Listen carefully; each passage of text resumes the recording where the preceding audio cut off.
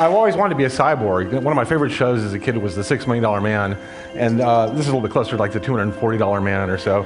But at any rate, and I would normally feel very self-conscious and kind of geeky wearing this around, right? But like a few days ago, I saw one world-renowned statistician swallowing swords on stage here, so I figure it's okay amongst this group. But that's not what I want to talk about today. I want to talk about toys and the power that I see inherent in them. When I was a kid, I actually attended Montessori school up to 6th grade in Atlanta, Georgia. And at the time, I didn't think much about it, but then later I kind of realized that that was kind of the high point of my education. From that point on, everything else was pretty much downhill. And it wasn't until later as I started making games that I really actually think of them more as toys. People call me a game designer, but I really think of these things more as toys. But I started getting very interested in Marie Montessori and her methods and the kind of way she went about things and the way she saw it very valuable for kids to kind of discover things on their own rather than being taught these things just kind of overtly. And she would design these toys where kids, in playing with the toys, would actually come to understand these deep principles of life and nature through play. And since they discovered those things, it really stuck with them so much more. And also they would experience their own failures. There was a failure-based aspect to learning there that was very important. And so the games that I do, I think of really more as modern Montessori toys. And I really kind of want them to be presented in a way to where kids can kind of explore and discover their own principles. So a few years ago, I actually started getting very interested in the SETI program. And that's kind of the way I work, is I get interested in different kind of subjects. I dive in, I research them, and then I try to figure out how to craft a toy around that so that other people can kind of experience the same sense of discovery that I did as I was learning that subject.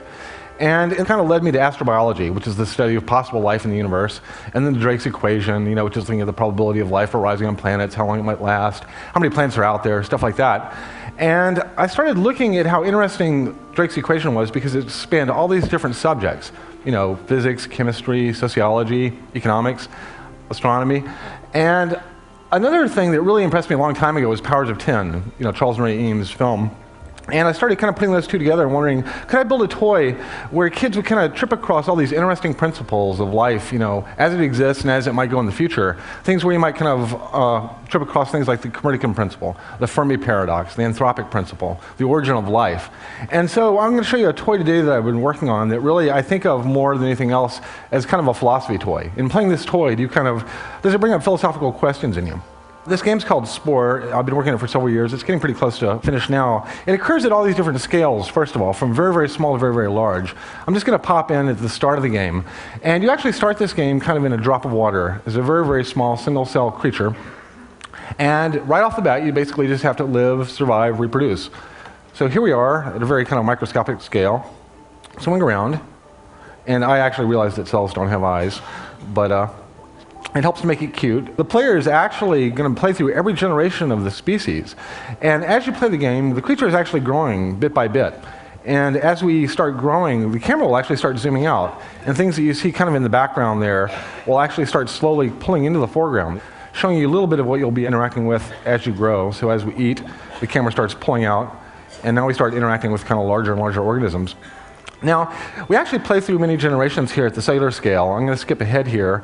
At some point we get larger and we actually get to kind of a macroevolution scale. Now, at this point we're actually leaving the water.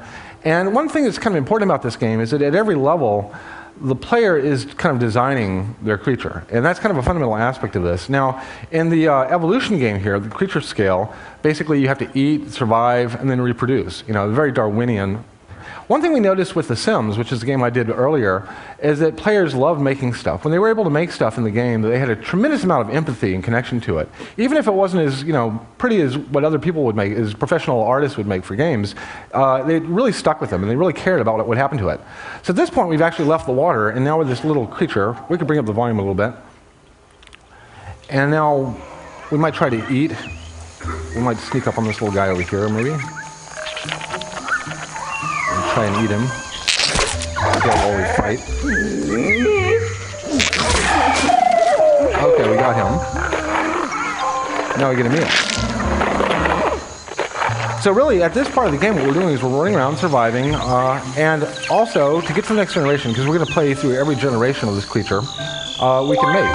So I'm going to see if one of these creatures wants to mate with me. Yeah.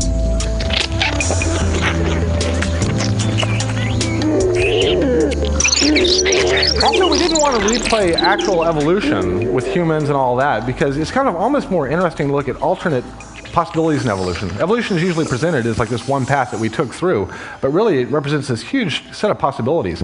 Now, once we mate, we actually click on the egg, and this is where the game starts getting interesting because one of the things we really focused on here was giving the players very high leverage tools so that for a very small amount of effort, the player could make something very cool. And it involves a lot of intelligence kind of on the tool side, but basically this is the editor where we're going to design the next generation of our creature. So it has a little spine. I can kind of move around here. I can extend. I can also inflate or deflate it with a mouse wheel, so kind of sculpt it basically like clay. We have parts here that I can kind of put on, pull off. The idea is that the player can basically design anything they can think of in this editor, and we'll basically bring it to life. So for instance, I might put some limbs on the character here. I'll inflate them kind of large. And in this case, I might decide I'm going to put, I'll put mouths on the limbs. So pretty much the player's encouraged to be very creative in the game. Here, I'll give it like one eye in the middle. We scale it up a bit, point it down. And I'll give it a few legs. So basically, in some sense, we want this to feel like kind of an amplifier for the player's imagination, so that with a very small number of clicks, a player can create something that they didn't really think was possible before. You know, this is almost like designing something like Maya that a like 8-year-old can use. But really the goal here was within about a minute, I wanted somebody to replicate what typically takes a picture artist, you know, several weeks to create. Okay, now I'll put some hands on it. Okay, so here I've basically thrown together a little creature. Let me give it a little weapon on the tail here, so it can fight. Okay, so that's the complete model. Now we can actually go to the painting phase. Now at this phase, the program actually has some understanding of kind of the topology of this creature. It kind of knows where the backbone is, where the spine, the limbs are. It kind of knows how stripes should run, how it should be shaded.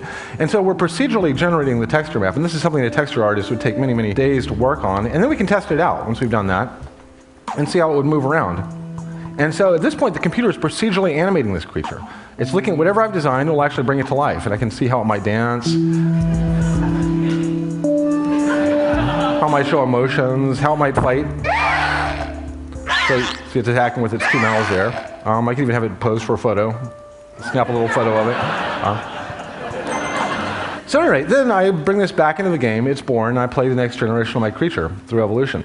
Now, again, the empathy that the players have when they create the content is tremendous. Now, when players create content in this game, it's automatically sent up to a server and then redistributed to all the other players transparently. So in fact, as I'm kind of interacting in this world with other creatures, these creatures are transparently coming from other players as they play. So the process of playing the game is the process of building up this huge database of content. And pretty much everything you're going to see in this game, there's an editor for in the game that the player can create, you know, all the way up through civilization. Here's my baby. When I eat, I'll actually start growing. This is the next generation. But now I'm going to skip way ahead here. Now, normally what would happen is these creatures would kind of work their way up, eventually become intelligent. I'd start dealing with tribes, cities, and civilizations of them over time. I'm going to skip way ahead here to the space phase. Eventually, they would go out into space and start colonizing and exploring the universe. Now, really, in some sense, I want the players to be building this world in their imagination and then extracting it from them, you know, with the least amount of pain. So that's kind of what these tools are about, are how do we make the gameplay, you know, basically the player's imagination amplifier. And how do we make these tools, these editors, something that, in fact, are actually just as fun as the game itself. So this is the planet that we've been playing on up to this point in the game. So far, the entire game has been played on the surface of this little world here. Now, at this point, we're actually dealing with a very little toy planet. Almost, again, like the Montessori toy idea. You know, what happens if you give somebody a toy planet, you know, and let them play with a lot of dynamics on it? You know, what could they discover? What might they learn on this? This world was actually extracted from the player's imagination, so this is the planet that the player evolved on. So things like the buildings and the vehicles, the architecture, civilizations were all designed by the player up to this point. So here's a little city with some of our guys kind of walking around in it. Well, most games kind of put the player in the role of Luke Skywalker, and you know, this protagonist playing through the story. Really, this is more about putting the player in the role of George Lucas. You know, I want them, after they played this game, to have extracted an entire world that they're now interacting with. Now, as we pull down here, we actually still have a whole set of creatures living on the surface of the planet. So there are all these different dynamics going on here. In fact, I can look over here, and this is kind of a little simplified food web that's going on with the creatures. I can open this up and then kind of actually scan what exists on the surface, and you get some sense of the diversity of creatures that were brought in Some of these were created by the player, others by other players, and automatically sent over here. But there's a very simple little kind of calculation of what's required, how much plants are required for the herbivores to live, how many herbivores for the carnivores to eat, et cetera, that you're actually having to balance actively. Now, also with this phase, we're getting more and more godlike powers for the player that you can kind of experiment with this planet again as a toy. So I can come in and I can do things and kind of just treat this planet as a lump of clay. We have like very simple little weather systems you see here, very simple geology. For instance, I could open one of my tools here and then like carve out rivers. So this whole thing is kind of like a big lump of clay, a sculpture. I can also play with the dynamics of this world over time. So one of the things I can do is start pumping more CO2 gases into the atmosphere. And so that's what I'm doing here. There's actually a little readout down there of our planetary atmospheric pressure and temperature. So as I start pumping in more atmosphere, we're going to start pushing up the greenhouse gases here. And if you'll start noticing, we start seeing the ocean levels rise over time. And our cities are going to be at risk too, because a lot of these are coastal cities. You can see the ocean levels are rising now. And as they encroach upon the cities, I'll start losing cities here. So basically, I want the players to be able to experiment and explore a huge amount of failure space. So there goes one city. Now over time, this is actually going to heat up the planet. So at first what we're going to see is a global ocean rise here on this little toy planet. But then over time, and I can speed it up just a little bit, we'll actually start to see the heat impact of that as well. So not only will it get hotter, but at some point it's going to get so hot that the oceans will entirely evaporate. So first they'll go up and then they'll evaporate, and that'll be my planet. So basically what we're getting here is kind of maybe the sequel to An Inconvenient Truth, in about 2 minutes. And that actually kind of brings up an interesting point about games. Now here our entire oceans are evaporating off the surface. And as it keeps getting hotter, at some point the entire planet's going to melt down. Here it goes. So we're not only simulating kind of biological dynamics of food webs and all that, but also geologic, at a very simple kind of core scale. And what's interesting to me about games in some sense is that I think we can take a lot of long-term dynamics and compress them into very short-term kind of experiences. Because it's so hard for people to think 50 or 100 years out, but when you can give them a toy and they can experience these long-term dynamics in just a few minutes, I think it's an entirely different kind of point of view, where we're actually mapping, using the game to remap our intuition. It's almost like in the same way that a telescope or a microscope recalibrates your eyesight. I think computer simulations can recalibrate your instinct across vast scales of both space and time. So here's our little solar system. As we pull away from our melted planet here, we actually, turns out, have a couple of other planets in this solar system. Let's fly to another one. So in fact, we're going to have just an unlimited number of worlds you can kind of explore here. Now, as we move into the future and we start going out into space and doing stuff, we're drawing a lot from things like science fiction. And kind of all my favorite science fiction movies, I want to basically play out here as different dynamics. So this planet actually has some life on it. Here it is, some indigenous life down here. Now, one of the tools I could eventually earn from my UFO is a monolith that I can drop down. Now, as you can see, these guys are actually starting to kind of go up and bow to it. And over time, once they touch it, they will become intelligent. So I can actually pick a species on a planet and then make them sentient. See, now they've actually gone to tribal dynamics. And now because I'm actually the one here, I can actually, if I want to, get out of the UFO and walk up, and they should be worshiping me at this point as a god. At first they're a little freaked out.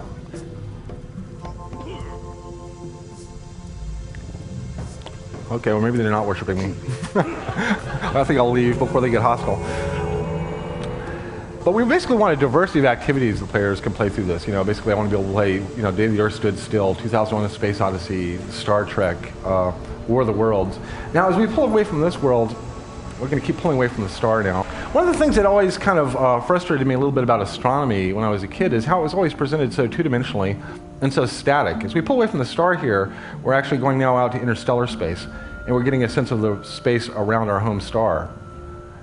Now, what I really wanted to do is to present this, basically as wonderfully 3D as it actually is. And not only that, but also show the dynamics and a lot of the interesting objects that you might find maybe like in the Hubble at, pretty much realistic frequencies and scales. So most people, kind of have no idea the difference between like an emissive nebula and a planetary nebula. But these are things that we can kind of put in this little galaxy here. So we're flying over here to what looks like a black hole. I want to basically have the entire zoo of Hubble objects that people can kind of interact with and play with, again, as toys. So here's a little black hole that we probably don't want to get too close to. But we also have stars and things as well. If we pull all the way back, we start seeing the entire galaxy here, kind of slowly in motion. And this is another thing where, like, typically when people present galaxies, it's always been these very beautiful photos, but they're always static. And when you actually bring it forward in time and start animating it, it's actually kind of amazing, you know, what a galaxy would look like fast forward. This would be about 1 million years a second, because you have about roughly 1 supernova every century or so. And so you would have this wonderful sparkling thing with the disk slowly rotating, and this is roughly what it would look like. And so really part of this is about bringing the beauty of this, of the natural world, to somebody in a very imaginative way, so that they can start calibrating their instinct across these vast scales of space and time. Now, one thing that Chris actually mentioned to me the other day was he was kind of wondering what kind of gods that the players would become, because as you think about it, you know, you're going to have 15-year-olds, 20-year-olds, whatever, flying around this universe, and they might be a nurturing god. They, you know, might be bootstrapping life on planets, trying to terraform and kind of spread civilization. You might be a vengeful god, going out and conquesting, because you actually can do that. You can go in and attack other intelligent races. You might be a networking god, kind of building alliances, which you can also do in the game. Or just curious, going around wanting to explore as much as you possibly can. But basically, the reason why I make toys like this is because I think if there's one difference I could possibly make in the world that I would choose to make, it's that I would like to somehow give people just a little bit better calibration on long-term thinking, because I think most of the problems that our world is faced right now is the result of short-term thinking and the fact that it's so hard for us to think 50, 100 years, or 1,000 years out. And I think by giving kids toys like this and letting them replay dynamics, you know, very long-term dynamics over the short term, and getting some sense of what we're doing now, what it's going to be like in 100 years, I think probably is the most effective thing I can be doing, probably, to help the world. And so that's why I think, personally, that toys can change the world. Thank you.